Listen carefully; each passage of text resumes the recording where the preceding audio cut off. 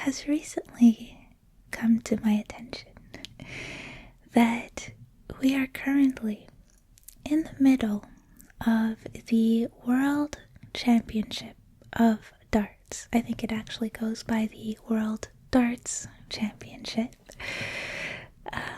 And of course, this brings up the age-old debate of when is a game a sport?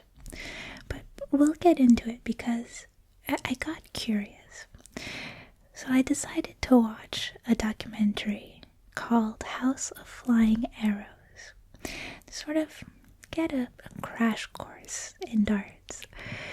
And so for today's video, I'm going to ramble about the documentary a bit, and I want to share the experience with you, because especially if you're not already a fan of darts, I think it's worth sticking around, because I learned a lot, and I might kind of be into darts now. And listen, I won't bury the lead here. I was kind of convinced that darts is a sport, which is not even what the documentary set out to do. So let's get into it. By the way, this documentary takes place during the 2016 World Championship. So if you've been saving it up on your PVR for the last 7 years and you don't want to be spoiled, you might want to click away now. But otherwise, let's talk about it. So, when the movie opens, we meet this guy, Gary Anderson. His nickname is the Flying Scotsman, and he's ranked number 2 in the world. And he sort of starts by talking about how he sort of spent the last 20 years of his life working towards a world championship. And the documentary shows that finally in 2015, so the year just before the documentary, he did win his first world championship. And he talks about how that previous year he was really confident in his game. He wanted to play against all the big names, sort of prove himself. But this year, he's not as confident, and he says he's not really playing that well. But then we meet Michael van Gerwen. He's a Dutch player, and he's ranked world number 1. And he's sort of in complete contrast to Gary, and I think that's what a lot of the first half of the documentary really sort of tries to establish and bring home for us, is that they are two opposite kind of guys. He's this really confident, sort of loud guy, and you see right away that he is quite the showman, and that I think he says at one point that his goal is to entertain the crowd and to put on a good show.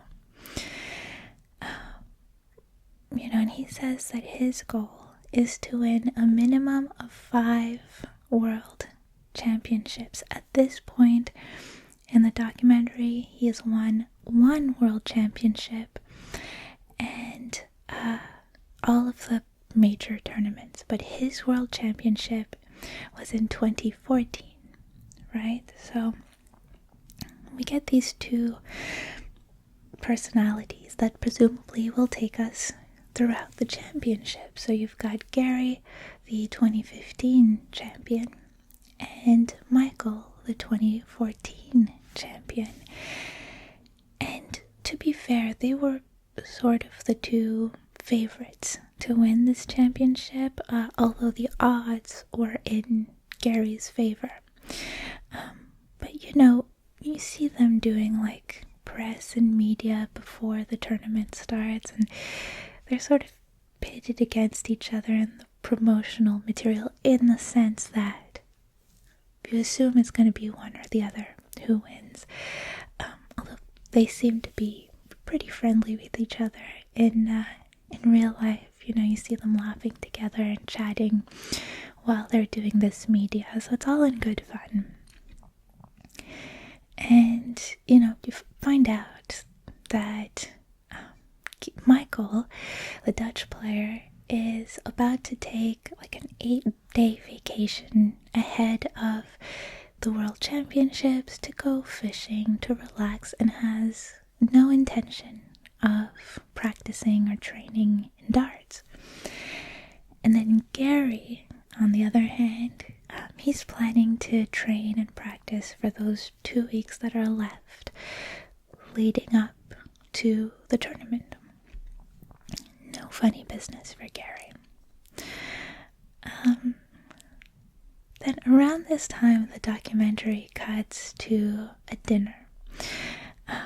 So put Gary and Michael aside for a second. And for the documentary, they organized a dinner basically with these 5 old pros. For those who are familiar with darts, you've got Eric Bristow, who is a 5-time world champion. There's Rod Harrington, who is the director of the PDC, the Professional Darts Corporation. You've got Bob Anderson, who was the 88 champion. You've got Keith Deller, who was the 83 champion. And then you've got Bobby George, who is just iced out. And he was a 2-time runner-up at the World Championships. And this section of the documentary, it's like a segment that they keep cutting to throughout the documentary, and it is so much fun. Those 5 guys were fantastic for the documentary. So, you know, at the beginning, I think the first time we check in on that dinner,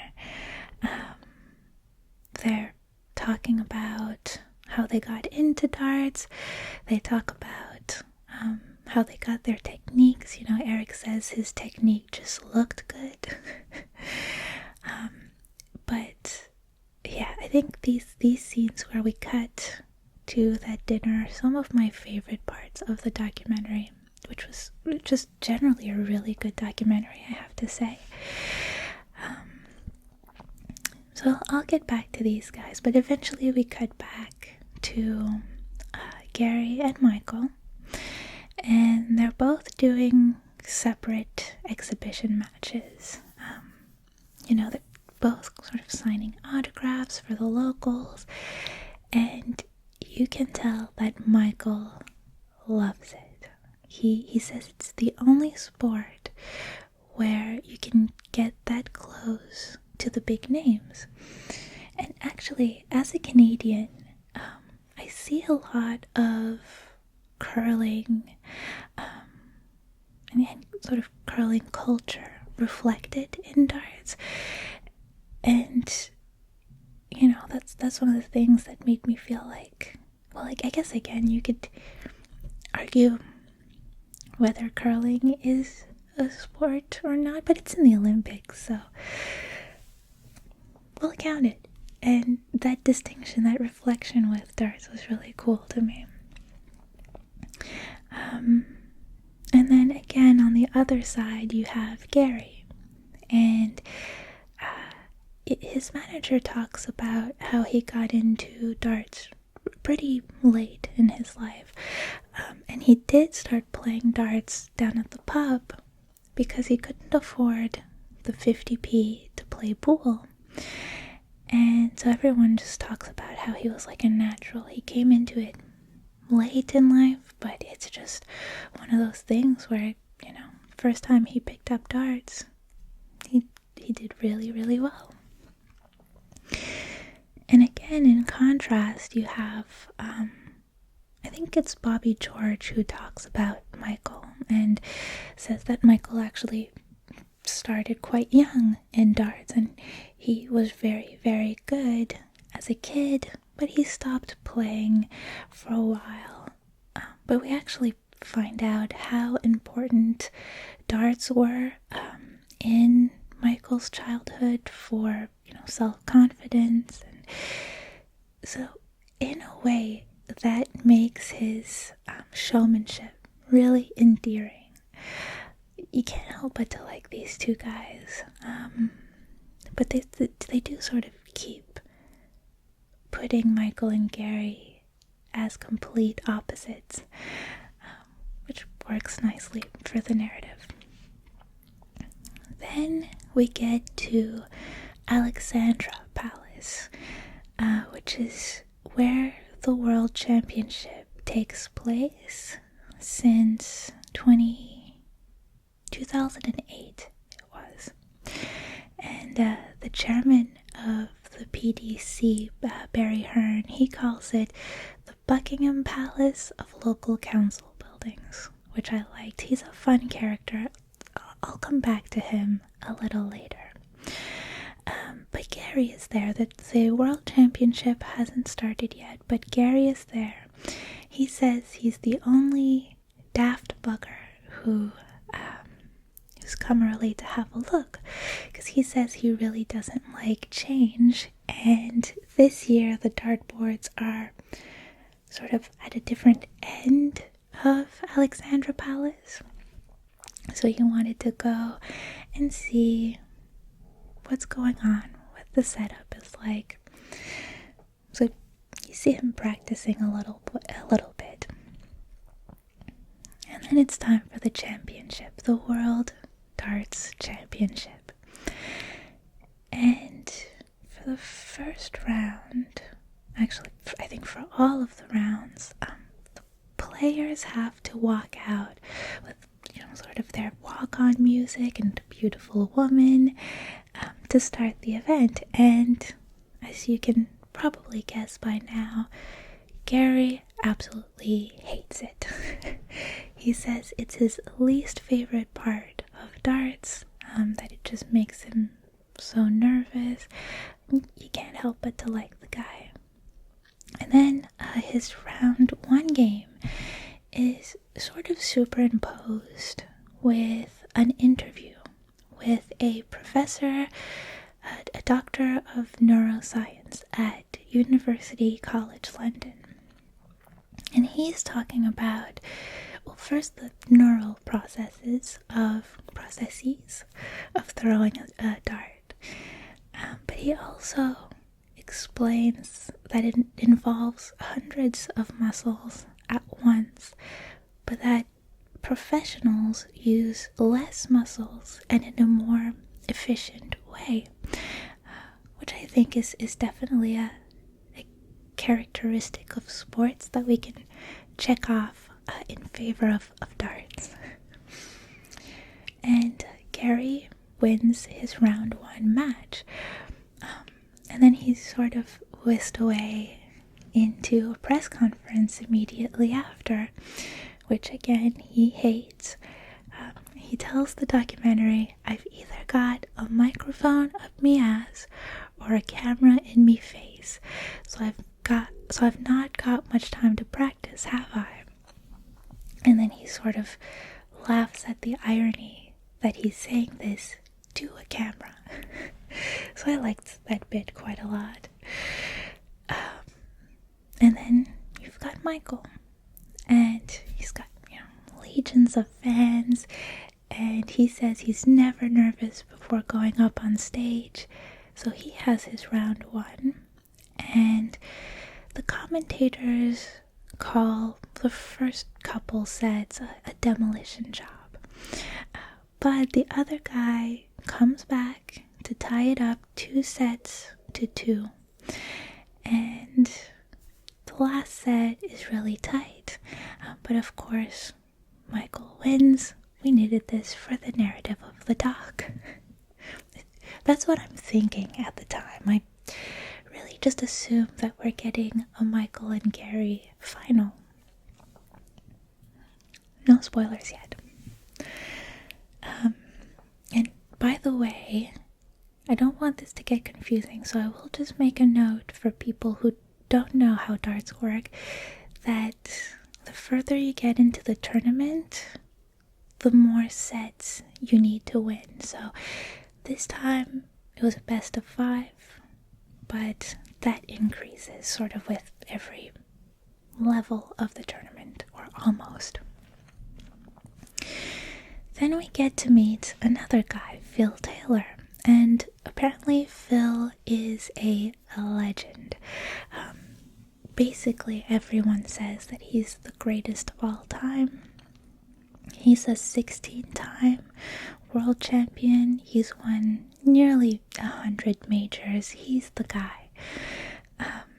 Actually, Michael says that he doesn't think anyone will ever catch up to Phil Taylor and beat that record, not even Michael himself.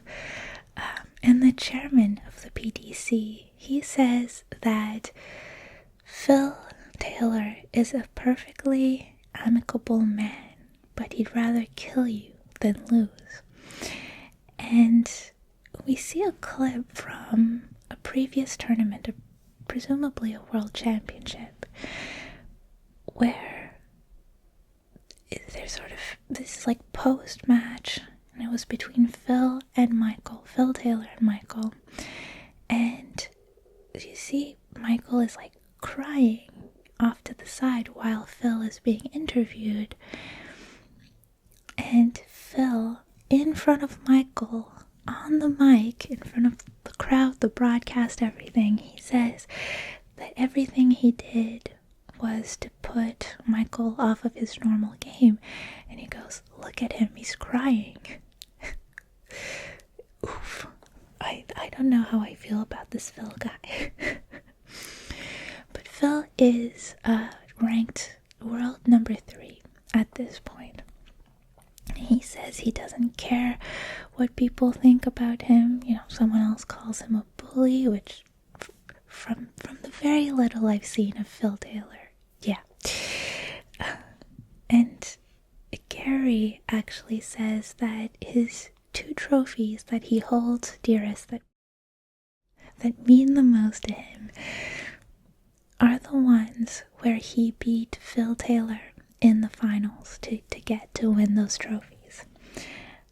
Ultimately, though, Phil Taylor is knocked out of the World Championship in round 3. Now, also in the 3rd round, we've got Michael and Gary at this point.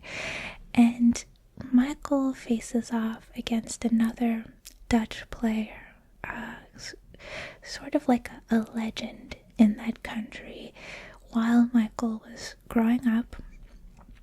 But Michael says he's never looked up to him or anyone else. And he says that if you look up to someone, in his opinion, you'll never become a world star. I would have liked the documentary to sort of push him on that and expand a little bit, because I'd like to know more about what he meant. But this match also goes quite a long distance, and it's superimposed with, first of all, other darts players, but also like cricket and rugby world champions, athletes, talking about the mental aspect of competitive sports. So again, even if you're not necessarily interested in darts, I think this could still be a really interesting documentary about sports for you. About sports psychology, and also just a great look at the behind the scenes of a major world tournament. But anyway, this came as a surprise. See, we're not even almost halfway through the documentary at this point. And Michael is eliminated from the World Championship by his fellow countrymen. And this guy, the other Dutch guy, apparently wasn't even having a good year. So again, I definitely expected this to be a Michael and Gary final, but Michael has to go back to the practice board, as it were. We still have Gary in the tournament, though, and we get to see his home life a little bit. We meet his dogs and his partner Rachel, and she's quite cute. She brags about beating him in a darts game one time. They're a nice couple. It's a nice little break after Michael's loss. You're sort of reeling, and you get to see Gary's nice home life. So I liked that. Then at some point around here, we get back to the old-timers dinner. And Bobby George and Eric Bristow talk about an old final they played against each other. I think it was in 1980. And they sort of get into how important television was for the sport. And I guess on that day in 1980, there was no soccer on TV. Something about the weather had canceled all the fixtures that day. So the whole country was watching this game for once. They were watching darts. And it was a great game between a couple of showmen. And they go into how sports in general would be nothing without television, which again is something that interests me personally, and I think it would make an interesting discussion topic for a video on this channel. Well, that'll come along soon, eventually, I think. But anyway, yeah, there's lots of great banter at the table throughout this doc. At one point, they're talking about the commentators and how commentators can sometimes have the job of turning what can sometimes be a boring match into something exciting at every throw for the audience. And I think Eric turns to Keith and says, that's why they were doing their best work when you were playing, which made me laugh. Banter.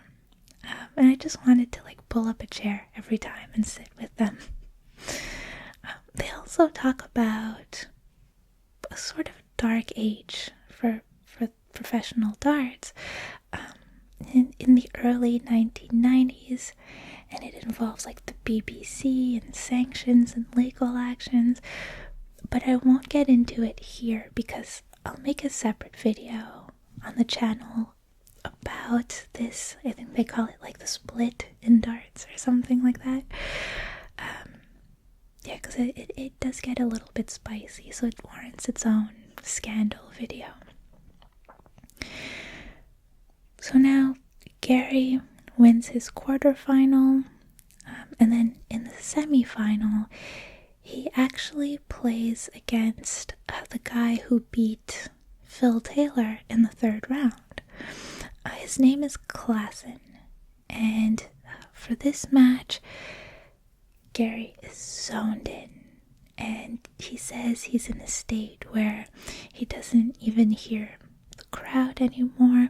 So again, there's this talk about, flow state from that neuroscientist and from other athletes. And it's very interesting, and Gary just plays right through this round as well. We also, in these sort of later sections of the documentary, we hear more from the chairman of the PDC, and he's a funny guy. He's definitely a big personality, but you can tell that he really does care about the players, about getting them paid, about getting them exposure. He talks about, coaching the pros in media and in building their persona. And sort of talk about how that helped to get a younger crowd interested in darts as well. And ultimately, that's what turned darts tournaments into, an event, a show, a celebration. And so he talks about, bringing atmosphere and crowd participation into the game of darts. And I found it all very interesting. I've been slowly chipping away at a book from the Savannah Bananas owner. So it was cool to see some parallels in that conversation too, between what the owner of the Savannah Bananas has done with his team and how the chairman of the PDC talks about, bringing interest, a broader interest into darts again. Super interesting, very, very smart guy. Oh, and I mentioned Gary's semifinal. The other semifinal that was happening in this tournament was between the Dutch guy who beat Michael, and so his name is Barney van Barneveld. Barney is his nickname. I forget what his real first name is. And he's playing against Adrian Lewis, and Lewis goes up 5-0. And then Barney starts climbing back. 5-1, 5-2, 5-3. But ultimately, Lewis secures the win on the 9th set. So, the final is between Gary and Adrian Lewis. And in this game, counting comes into play. As it does for every darts game, but it's a bigger piece, I think, of this game. And so they really backload the documentary with the maths aspect of darts. And I kind of wish that they'd gone into it. If you're sitting down for a documentary, you're probably going to watch the whole thing, so it's fine. But I found that really interesting. So, Gary seems to have miscounted on a play. So we get to meet the referees for the first time. And if I thought the old pros at the dinner table were a fun group, I did not know what was waiting for me in the referee's room. You got this old cockney geezer who welcomes you in and sort of presumably went around the room introducing everyone, but in the documentary, he lands on this young guy. He's the newest referee, I guess, for the World Championship. He's this young guy who's he's one countdown champion of champions, and he's really, really interesting. He talks about, getting to know the players and what patterns they play, or the patterns they're likely to play, and how they can miss on those patterns, and if they miss on the shot that they're likely to go for, where the dart is likely to land, so that way they can add the points, the incoming points, a little more quickly, because they can anticipate the math that's coming up. And then the documentary goes into this fascinating sequence where darts players start rattling off patterns of how to get to certain specific numbers that I guess they were, given by the interviewer. It's really, really impressive. So once again, you hear from, experts about pattern recognition and its importance in darts. And one professor, I think he's,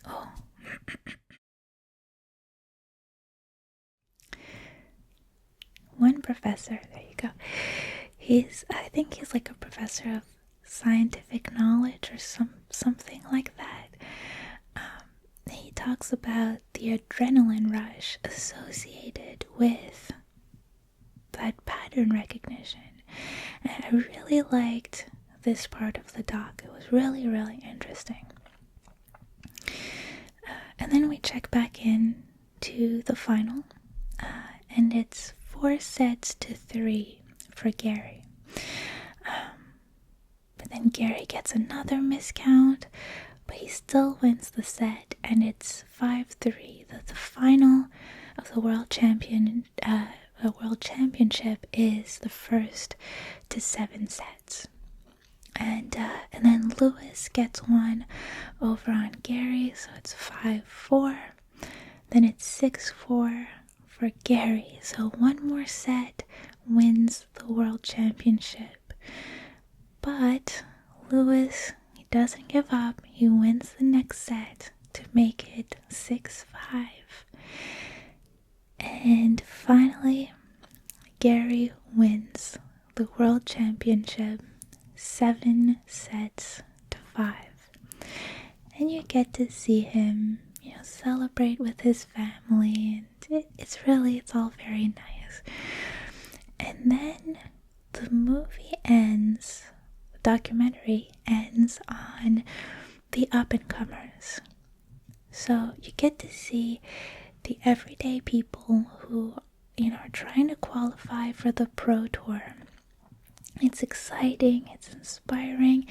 You hear from the people who are basically just trying to change their own lives. And it's really nice.